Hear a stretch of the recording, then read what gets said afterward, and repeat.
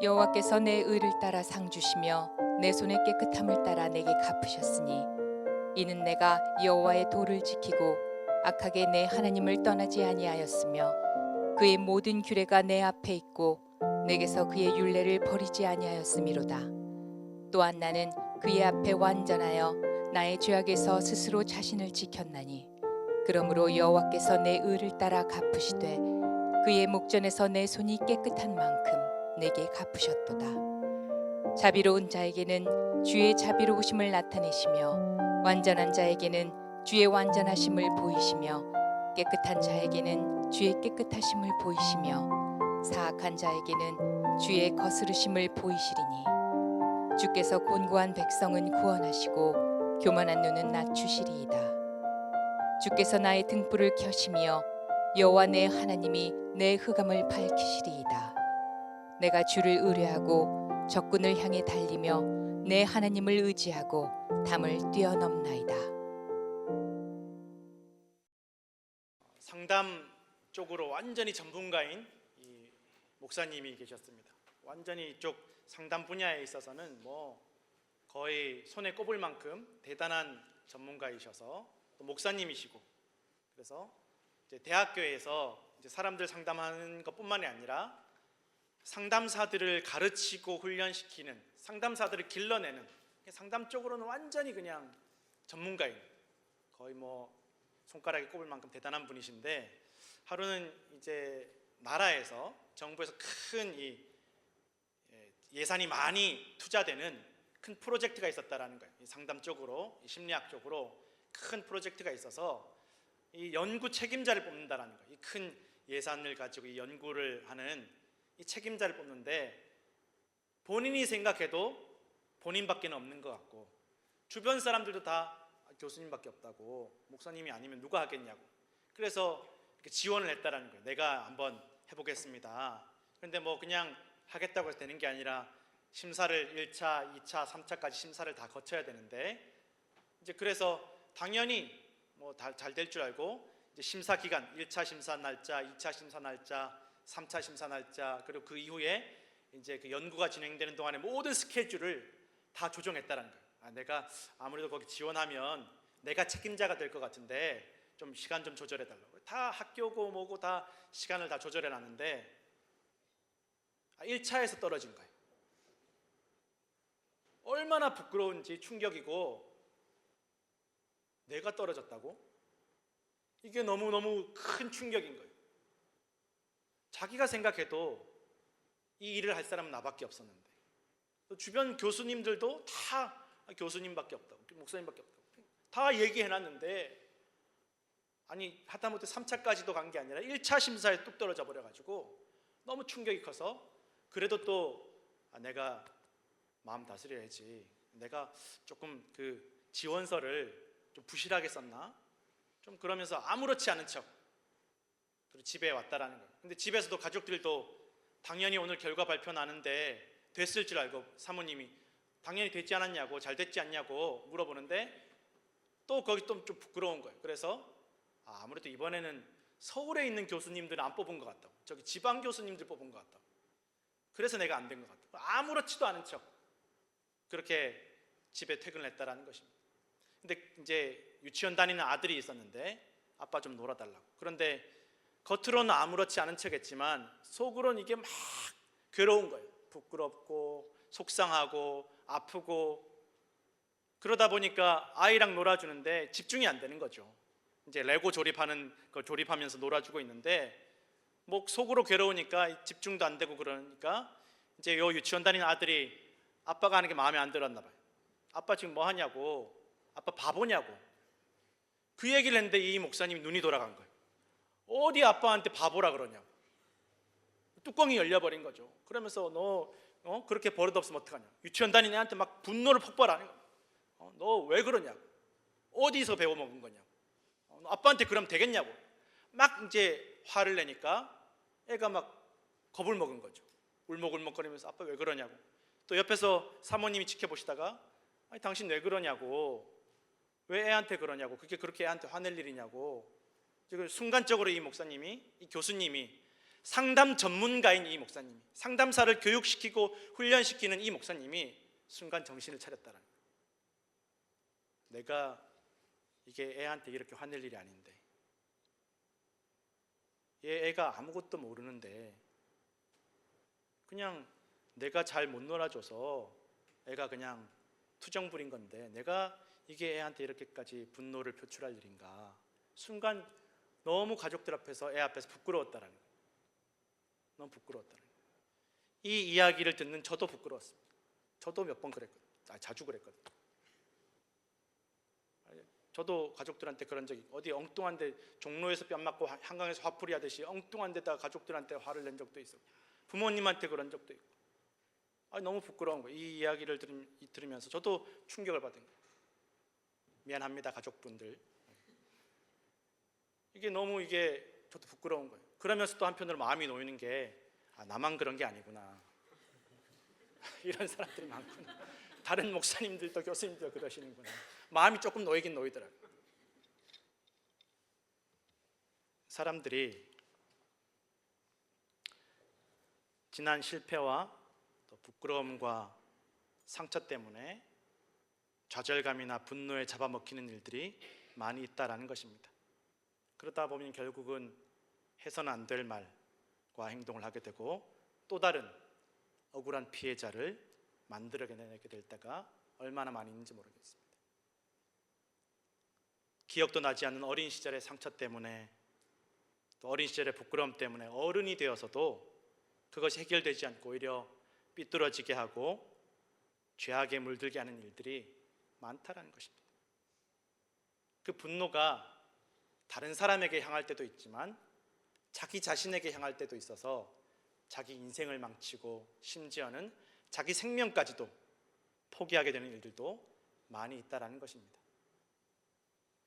정말 상처 주면 안 되는 사람들, 정말 나랑 가깝고 사랑하던 사람들에게 상처를 주고 아픔을 주는 일들이 너무나 많다라는 것입니다. 오늘 우리가 읽었던 이 시편 18편은 제목에서 보면 이제 다윗이 자기의 원수였던 사울과 그 모든 원수들이 다 물러가고 나서 이제 조금 평안해졌을 때 하나님께 올리는 찬송이고 기도였다라는 것입니다. 다윗의 일평생 동안 넘어야 되는 큰 원수, 큰 적, 큰 장애물은 사울이었습니다. 근데 사실 다윗과 사울의 관계가 원래부터 이랬던 게 아니었거든요. 그리고 사울이 원래부터 그렇게 다윗을 미워하는 게 아니었다라는 거예요. 사울이 힘이 들고 괴롭고 외롭고 두렵고 불안할 때 다윗이 찬양해주고 기도해주는 것 때문에 사울의 마음이 위로받았다라는 거예요. 너무 그게 좋아서 항상 다윗을 옆에 두려고 했던 사람이 사울 왕이었고, 또 사울은 처음에 왕이 될 때 너무 쑥기가 없어가지고 내가 어떻게 왕이 되냐고 막 사람들 틈에 숨었던 사람이 사울이었다. 너무 부끄러움도 많은 사람이 사울이었어요. 그리고 아버지가 잃어버린 그 가축 찾으려고 며칠을 다닐 정도로 이 가족을 지극히 사랑한 정이 많은, 사랑이 넘치는 사람이 사울이었다라는 거예요. 그런데 한순간에 너무너무 잔인한 사람, 미움과 분노와 두려움에 사로잡힌 악한 사람이 되어버렸다는 거예요. 죄 없는 다윗을 미워하고 죽이려고 들고 다윗과 관계된 모든 것들을 지우고 싶어 했던 그런 사람이 되었다는 것입니다. 사실 다윗은 잘못한 게 없었거든요. 사울에게 미움받을 만한 눈꼽만큼의 잘못도 없었다는 거예요.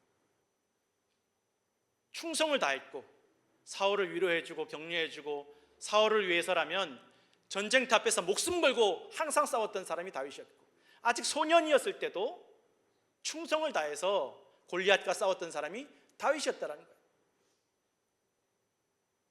심지어 사울의 딸과 아들이 다 다윗을 사랑하고 좋아할 정도로 어떻게 보면 다윗에게는 피를 나눈 부모님과 형제보다 더 가족 같고 부모님 같았던 존재가 사울 왕이었다는 거예요. 너무너무 가까운 사이였는데 한순간에 원수 사이가 되었다는 것입니다. 이게 다윗이 잘못해서 그렇게 된 게 아니라 그 문제의 원인이 사울에게 있었다는 거예요.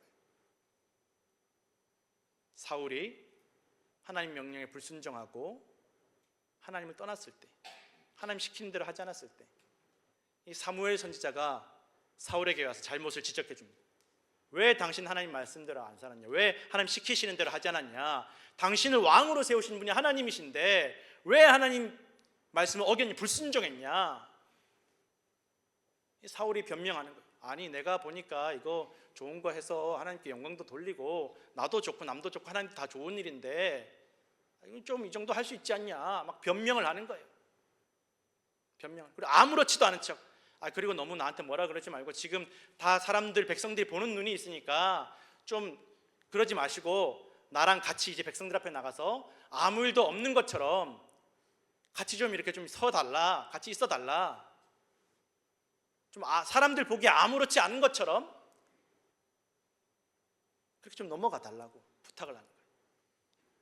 그러고 꽁꽁 숨겨둔 거죠. 자기 부끄러움과 자기 죄를 아무렇지도 않은 척 그냥 숨겨둔 거예요. 근데 정말 그렇게 해서 흘러간 것이 아니라, 아무렇지 않게 된 것이 아니라, 잘 알지만 그때 이후로 하나님의 영이 사울을 떠나게 되었고, 사울은 계속 두렵고 불안하고 괴롭고 잠을 자지 못하고 막 속에서 골마가고 있었다라는 거예요. 곰따 골마 터진 게 다윗을 향해서 터졌다라는 거예요.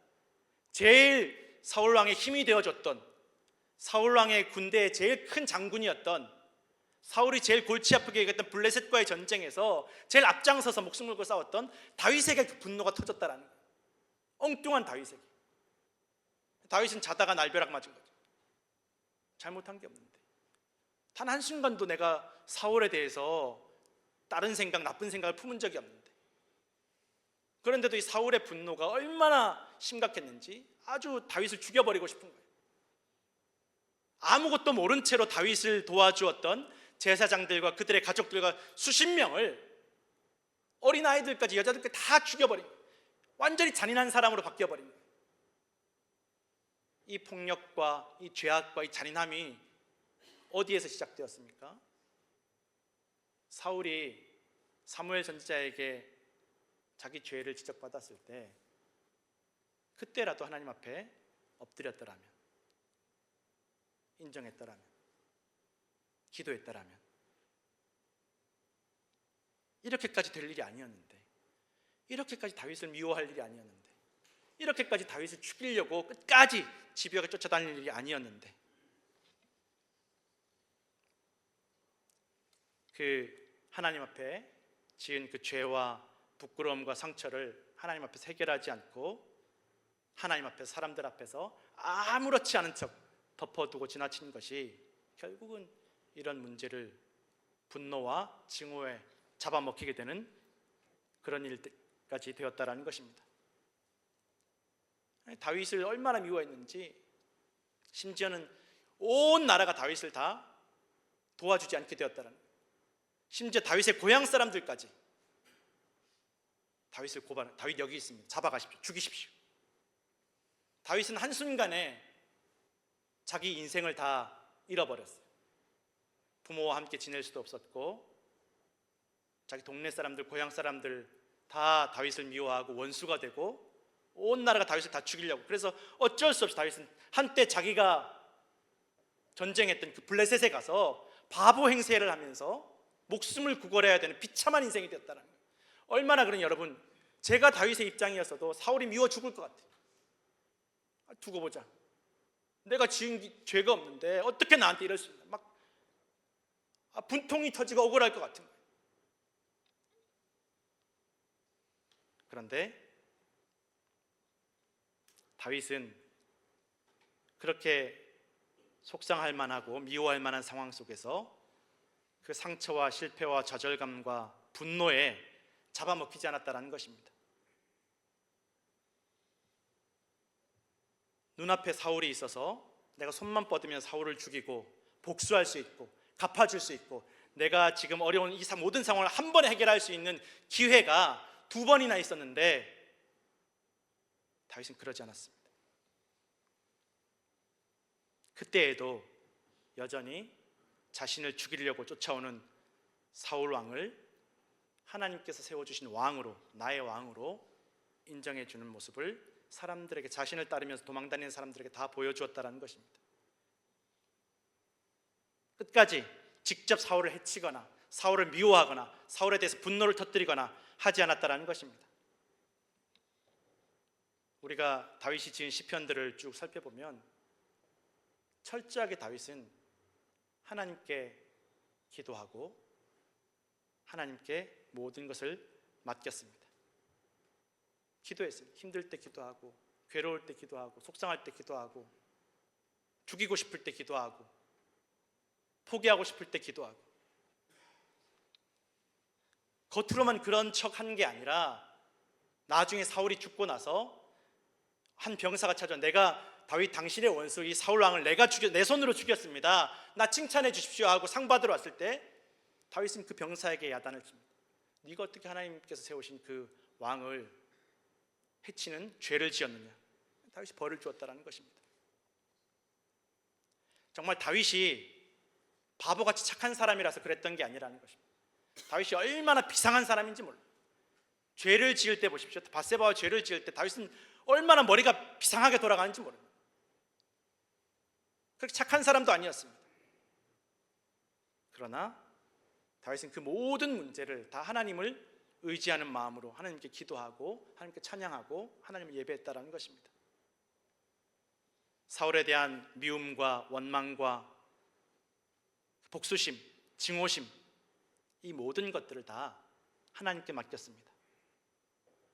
다윗이 어려운 상황에 처했을 때 억울하고 분통 터지는 고통스러운 상황 속에서 그 속상한 마음을 다 하나님께 아뢰이고 기도했다라는 것입니다. 오늘 우리가 시편 18편 우리가 읽었던 본문을 보면 모든 사울도 죽고 모든 고난이 끝나고 다윗이 이제 조금 평안해졌을 때 다윗이 하나님 앞에서 내가 하나님 앞에서 의로움을 지켰다라고 고백하고 그것 때문에 하나님께서 나를 갚아주시고 기억해 주시고 나를 도와주셨다라고 고백하면서 무엇이 의로움인지에 대해서 다윗이 말하고 있습니다.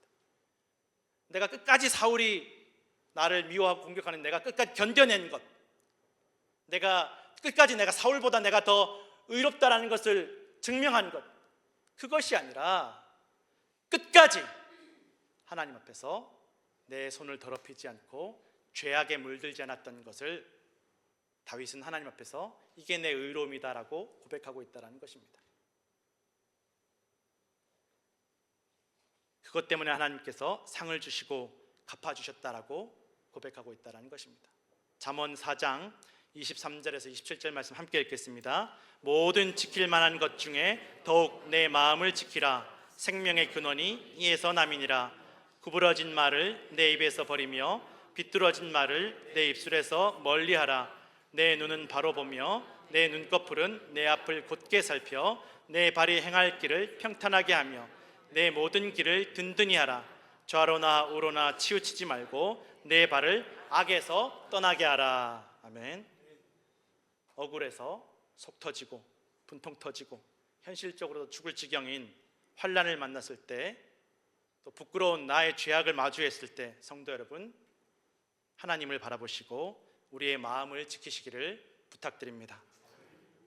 마음을 지키는 것이 그냥 마음만 지키고 생각만 지키는 것이 아니라 오늘 성경에 보면, 잠언에 보면 눈빛을 지키고 말을 지키고 발걸음과 행동을 지키는 것까지 다 포함된다라는 것입니다. 나는 안 미워해 그러면서 눈은 죽일 듯이 노려보고, 나는 안 미워해 그러면서 입으로는 온갖 분노를 쏟아내고, 나는 안 미워해 그러면서 미운 사람 만나면 발걸음 돌려 사라져버리고, 우리의 모든 마음과 눈빛과 말과 발걸음을 악으로부터 지킬 것을 성경은 말씀하고 있다는 것입니다. 다윗은 자신이 밧세바와 지은 죄 때문에 나단 선지자가 와서 죄를 지적했을 때, 저주를 받았을 때, 네가 살인자고 네가 도둑놈이고 네가 가늠한 인간이다, 네가 죽을 인간이다 라고 지적받았을 때 다윗은 사울처럼 덮어두려고 하지 않았습니다. 사람들 앞에서 그러지 마십시오, 사람들 앞에서 괜찮은 척 해주십시오, 이렇게 하지 않았다는 것입니다. 다윗은 그 즉시 하나님 앞에 엎드려 기도했다는 것입니다. 어쩌면 사울 왕보다 더 부끄러운 죄임에도 불구하고 덮어두고 지나친 것이 아니라 하나님 앞에 다 내려놓았다는 것입니다. 하나님께 고백하고 하나님의 도우심을 구했다는 것입니다. 그리고 하나님께서는 다윗의 부끄러움과 죄를 책망하시면서도 또 한편으로는 구원의 기회를 열어주셨음을 우리는 성경을 통해서 알 수 있다는 것입니다. 성도 여러분, 우리의 실패와 위기와 부끄러운 죄악에서 도와주시고 기회를 주시고 살 길을 열어주실 분은 하나님밖에 없다는 것입니다. 다윗이 사울과 싸워 이겨서 해결될 문제가 아니었습니다. 밧세바와의 범죄로 인한 부끄러운 죄악을 넘어서서 다시 기회를 주신 분이 하나님이시라는 것입니다.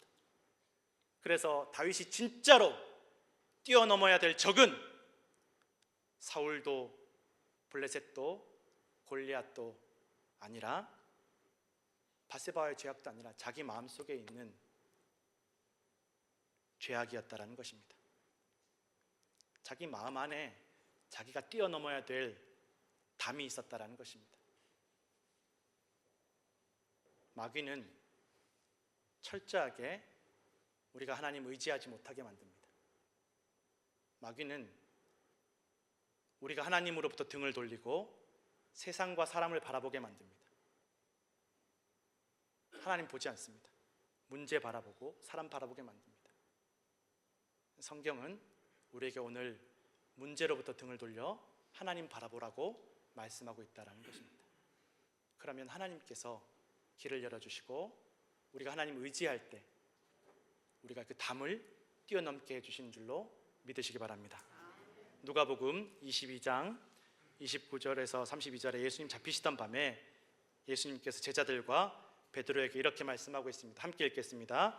내 아버지께서 나라를 내게 맡기신 것 같이 나도 너희에게 맡겨 너희로 내 나라에 있어 내 상에서 먹고 마시며 또는 보좌에 앉아 이스라엘 12지파를 다스리게 하려 하노라.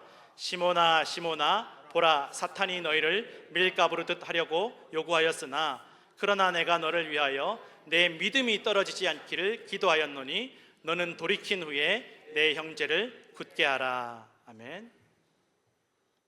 잡히실 때에 그날 밤에 앞으로 너희를 향한 계획이 예수님과 함께 왕과 같은 권세를 누리게 해주시겠다, 하나님 나라를 다 함께 다스리게 하는 권위를 누리게 해주시겠다라고 그런 계획이 있다라고 말씀하시면서 베드로와 제자들을 위해서 기도하시겠다.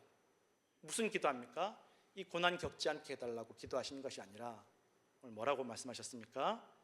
내 믿음이 떨어지지 않기를, 이 고난 가운데 십자가 순환 가운데 이 부끄러움 가운데 내 믿음이 떨어지지 않기를 기도한다라고 예수님께서 말씀하고 계십니다. 오늘 예수님은, 하나님은 우리를 위해서도 구하고 계십니다. 이 고난과 부끄러운 죄악들 가운데 우리의 믿음이 떨어지지 않기를, 어려움 만났을 때, 고난 만났을 때, 부끄러운 죄악 앞에서 하나님 의지하기를 성경은 계속 말씀하고 있다는 것입니다. 그리고 넘어질 수 있다는 것, 실패할 수 있다는 것, 실수할 수 있다는 것, 그러나 돌이켜서 연약한 형제들을 도와주고 붙잡을 것을 말씀하고 계신다는 것입니다. 아담과 하와에게 마귀가 속삭였습니다. 야, 어떻게 너희한테 하나님이 이럴 수 있냐, 다 해준다 그러면서 하나님 형상이라고 그러면서 왜 이건 못하게 하냐, 이거 해, 먹어도 돼, 괜찮아, 이건 먹어도 안 죽어, 하나님 말씀 듣지 마, 하나님 의지하지 마. 그렇게 하나님과의 관계를 깨고 하나님의 말씀을 거역하게 하고 하나님 의지하지 못하게 한다는 것입니다.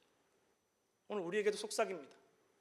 교회에서 뭐 이렇게 못하게 하는 게 맞냐, 사랑한다 그러면서 복 준다 그러면서 이것도 하지 말라 저것도 하지 말라, 내가 세상에서 잘 되고 인정받는 게 못마땅한 건가, 왜 사사건건 나를 가로막나, 그냥 해버리지 뭐. 그렇게 자꾸만 하나님을 의심하게 하고 분노하게 하고 속상하게 하는 것이 마귀의 계획입니다. 하나님 의지하지 못하게 합니다. 하나님으로부터 등 돌리게 만듭니다. 예수님께서 광야에서 40일간 금식하시며 마귀에게 시험 받으실 때 마귀가 또 속삭입니다. 너 정말 하나님 아들이 맞냐? 너를 자신을 지금 처지를 돌아봐라. 너 배고프지 않냐? 하나님 아들이 뭐 배가 고프냐? 저 돌에게 명령해서 떡으로 만들어서 배고픔을 해결해라. 너 정말 하나님 아들이 맞으면 정말 하나님 너 지켜주시는지 안 지켜주시는지 너 분대에서 뛰어내려봐라. 지켜주신다고 했으니 지켜주시겠지. 하나님을 시험해봐라. 하나님 의심해라. 하나님 너 아들이라고 하시면서 이렇게 힘들고 낮은 자리로 고난의 길로 걸어가게 하시는데 나에게 절하면 내가 너에게 영광을 주겠다. 그렇게 속삭이면서 유혹했다라는 것입니다. 예수님은 단 한 번도 흔들리지 않고 끝까지 하나님 의지하시고 십자가에서도 하나님 의지하시고 말씀으로 끝까지 기도로 끝까지 죄악에 물들지 않고 하나님으로부터 등을 돌리지 않았음을 성경은 말씀하고 있다라는 것입니다. 성도 여러분, 현실적인 어려움과 괴롭힘과 환난 속에서 또 우리가 감당할 수 없는 나의 상처와 부끄러움 앞에서 우리의 마음이 하나님 말씀을 어기고 하나님 기뻐하시지 않는 죄악에 물들지 않도록 우리의 마음을 지키시기를 부탁드립니다. 오늘도 하나님을 의지하여서 우리를 가로막고 있는 모든 안과 밖의 담을 뛰어넘으시는 성도들 되시기를 간절히 축원합니다. 기도하겠습니다. 하나님 아버지, 정말 우리가 뛰어넘어야 하는 원수는, 우리가 이겨야 하는 원수는 우리 안에 있는 죄악임을 주님 기억하게 하시고, 오늘도 이 고난과 혼란 가운데 우리의 부끄러운 죄악들 가운데 믿음 잃어버리지 않게 하시고, 넘어졌을지라도 다시 주의 손을 붙잡고 일어나게 하시고 달려가게 하시고 사랑하게 하여 주시옵소서. 모든 것 주님께 의지하며 거룩하신 예수님 이름으로 기도드렸습니다.